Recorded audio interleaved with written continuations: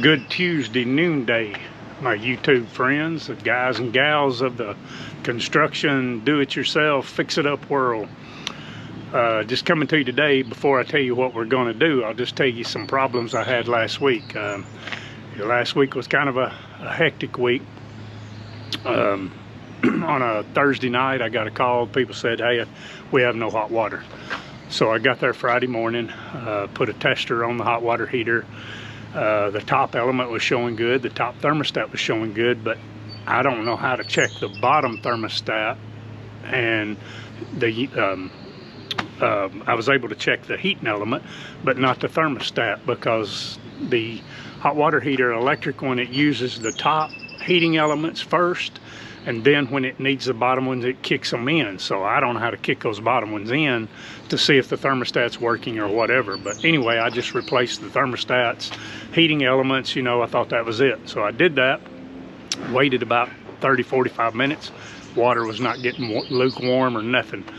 So I just took the hot water heater out, put a brand new hot water heater in. I told the people, I said, hey, 30-45 minutes, you're gonna be good and have hot water. Later Friday evening, they texted me and they said, hey, we still don't have any hot water.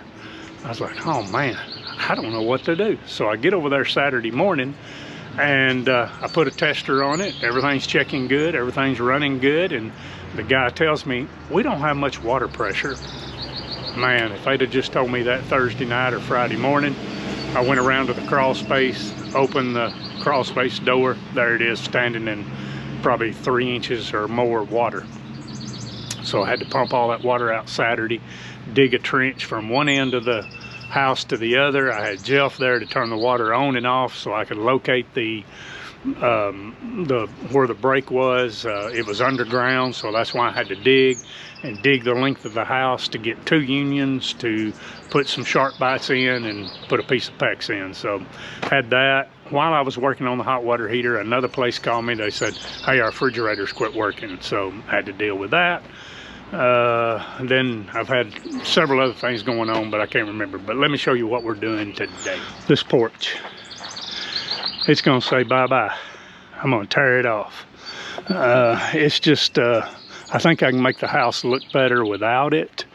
And then my problem is these windows are just real thin glass, real little. They leak, they sweat. This room sweats.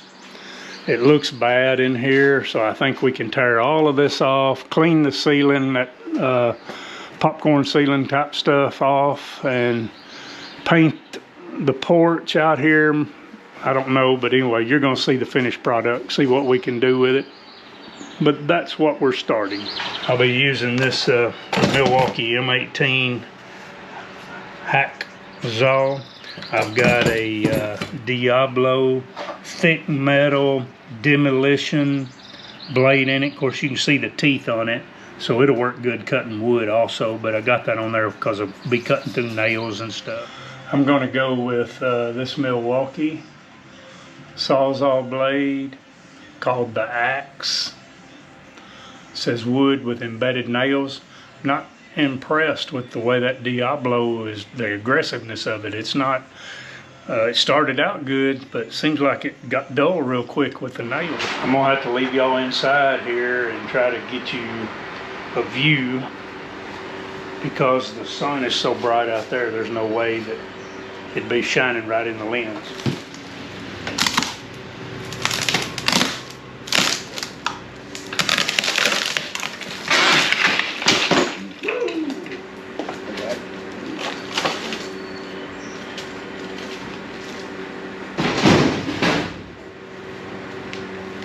The only downside I have found to this Sawzall is this. If you don't have gloves on and you've been using it, this right here, it is so hot you can't touch it to change a blade. But that blade right there, man, it went through that good. Now how long it'll last, I don't know. But that Diablo, it got to where it wasn't cutting good. And I ain't cut that much with it. Well, here is about 2 or 3 hours worth of work, a couple hours. We are demo demons, I can tell you right now, man. We're demolition son of a guns, but to putting it back, we ain't as quick. But we can sure tear it up.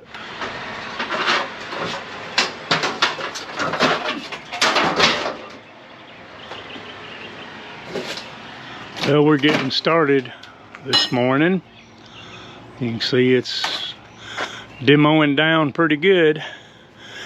I don't have my big DeWalt 60 volt saw, so I'm using the Milwaukee M12.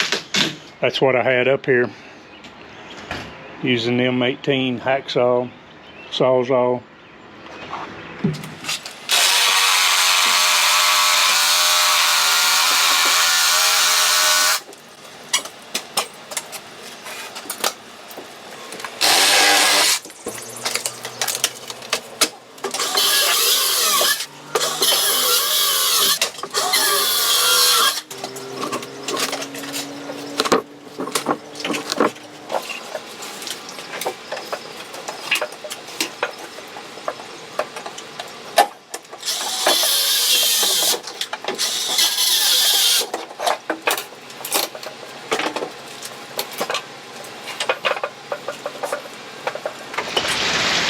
Well, the rain is running us off, but we pretty much got everything stripped that I want to strip right now.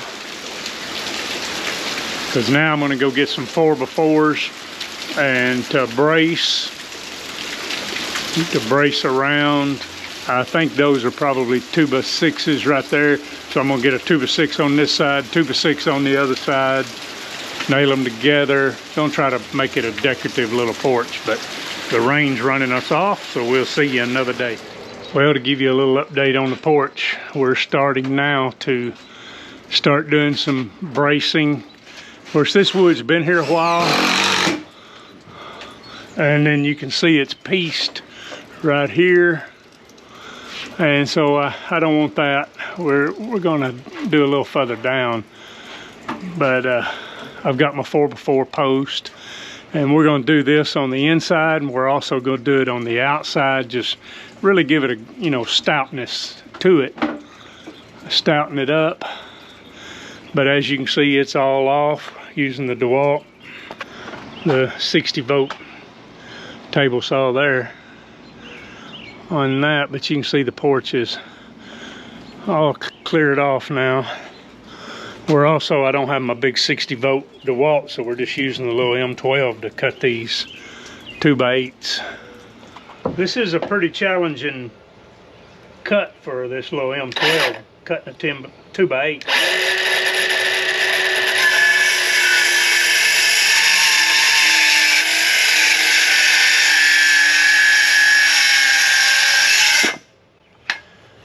And I always tell people, it'll do what you want it to. You just got to give it its time.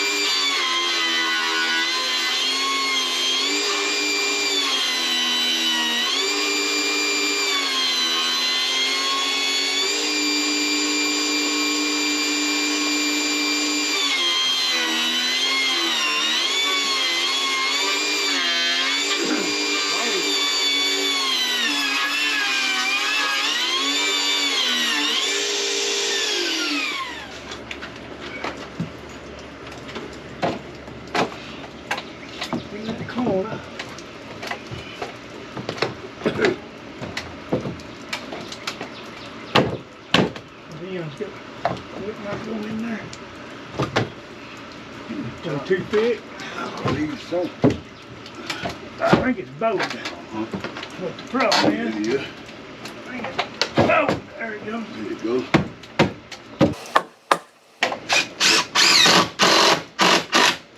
We even got the DeWalt DCF887 on the job.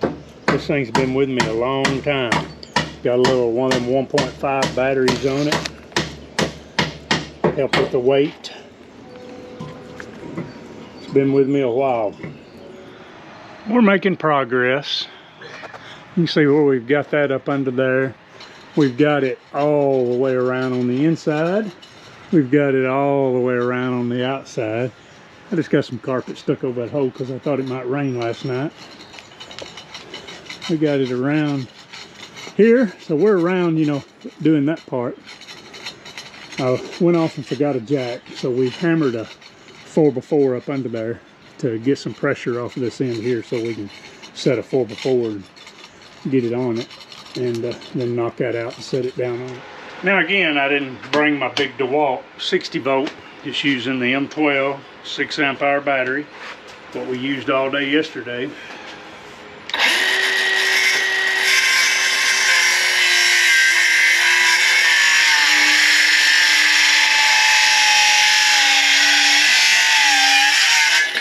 I think the blade is a little dull. It's been on there for a while.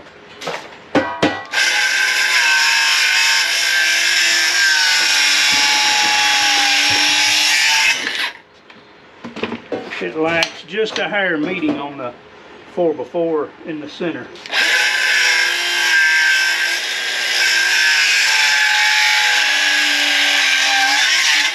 Just turned it too much.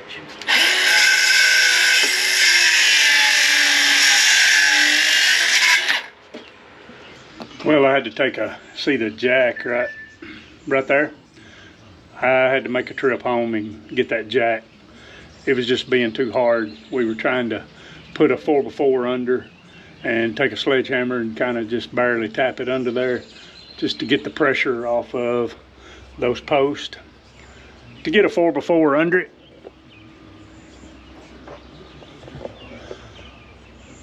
so this is going to be the easier one. Milwaukee blower, using it to blow the saws off, clean them up. We got the porch done. This part down here, just got that left.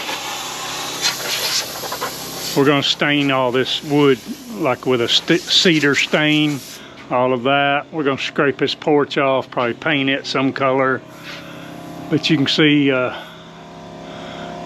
did them. And then those were 2x8, so we had to rip them a little bit. And then this is deck board.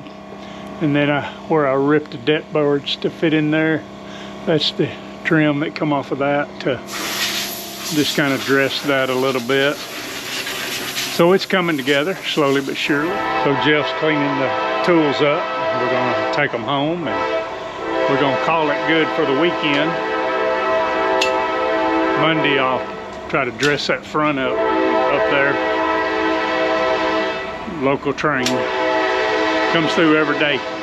Okay, give you a little porch update. It's been raining so much. I had some old scrap plywood and I put them in the flower beds because it's just so muddy, so we don't step in them or a ladder get in them and get it all over us and then track it in the house. You see Jeff, he is staining now the porch. He started staining on it. That is called natural cedar. And he's got that one done. And then we're going to stain everything that's wood. We're going to stain it that color. I'm probably going to paint this house. Then I've started enclosing this in up here. That was vinyl siding up there. And I've taken all that out. And I'm using deck boards. Well, the porch is done, as you can see behind me. And it's kind of been a little difficult because it has rained every day for the last 2 weeks and we've had to work in and out of rain. But I wound up just putting the wood on top of each other instead of like lapping it like siding would be like this.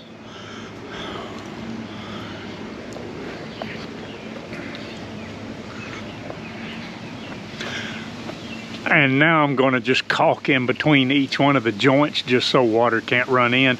Plus the wood was a little, you know, some of it was bowed, warped, whatnot, and didn't line up perfectly. Like you can see a gap right there. You'll notice, I'll just go ahead and tell you, this board running across, you see it didn't meet. And so I put a little board in between. I'm going to caulk that, and then I'm caulking it with caulk that takes stain, so it'll stain. But the reason I did that is we had 10-foot boards and I didn't want to go back and buy whatever board length it was going to need to make one run down through there, because this is a rental house and sometimes I do cut corners on things or just use what I got. And so that's what I did there. So I'm just going to caulk it and caulk over the nail hose, and then we'll stain it again one more time. We're using a natural cedar stain. You see Jeff right here, he's finishing up the inside. He's getting ready to scrape the ceiling, and then we're just going to paint it, you know, solid white. This is old style anyway, but you can see where it's been chipping and flaking, and I don't want that textured ceiling on here. Well, I think that's good enough for a porch video. And so we're going to end this video right here. Always remember, God loves you. Jesus died for you. I enjoy being with you, and we'll see you on another video.